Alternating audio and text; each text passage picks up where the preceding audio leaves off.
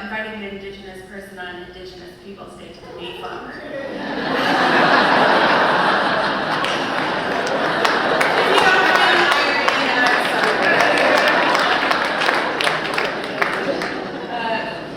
So I'm the granddaughter of a residential school, boarding school survivor.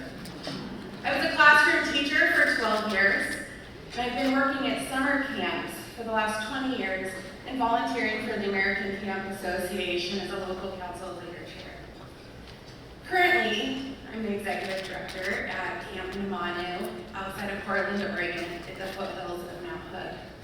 We have 12 weeks of summer camp, 18 weeks of outdoor school, and we serve 5,000 youth each summer. When I started working for Campfire, I was tasked with participating in a cultural appropriation audit, which was very interesting as an Indigenous person. If you don't know the culturally appropriated history of Campfire, we have a really deep history that we're trying now to make right. So during this process, I came to have a deeper understanding of my own grief and loss of my family's culture. By the time my grandfather was 10, both of his parents had died, and he had 2 siblings that were taken along with him and placed in a residential boarding school off of the reservation. There, my grandfather had his head shaved, he was given a new name, and if you spoke of any of the life before, he was beat or punished. He never talked about life at the residential school or what it was like before when he lived on the reservation. He just never really talked a lot. My family was robbed.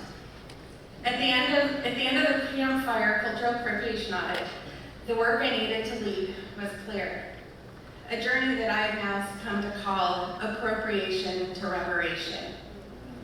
Names on the buildings needed to be changed, which might seem really easy, but when your camp is 100 years old, with a very strong alumni base whose identities were formed in these very buildings, it was an opportunity to educate others. What was really tugging at my heart was how to use this amazing 552 acres and 103 buildings to connect tribal youth to their communities, history, traditions, while getting to enjoy summer camp. I began building stronger connections and relationships within the tribal communities, writing grants to support the vision that I had. In 2022, we kicked off our first salmon camp with youth from 5 tribes from our area. Thanks to a grant from the Trailblazers, you might have heard of them, the Trailblazer Foundation has funded our salmon camp. Youth came to camp free of charge.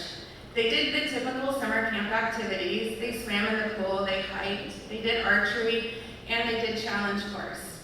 They also learned about their own languages from the elders. They had drum circles. They learned about the rivers and the importance of the lamprey and the salmon, which their community is founded on. On the last night of camp, we had a celebration of sacred foods, drumming, storytelling from elders that represented the youth. And then the youth did presentations based on what they had learned and what they wanted to take back to their communities. On departure day, a camper came to me and she handed me a heart, a little rock heart that she had formed from clay from the river earlier that day. And she thanked me for helping her understand her culture better, but most of all for giving her a place to feel seen and to belong. She felt her heart was full leaving camp. Salmon Camp has now become an annual camp for tribal youth, and it's been a way that I can see healing happening for generations whose stories are similar to my own. We have an opportunity as educators to create spaces for youth to connect and learn, and we have an obligation to show them they are worth it. Thank you.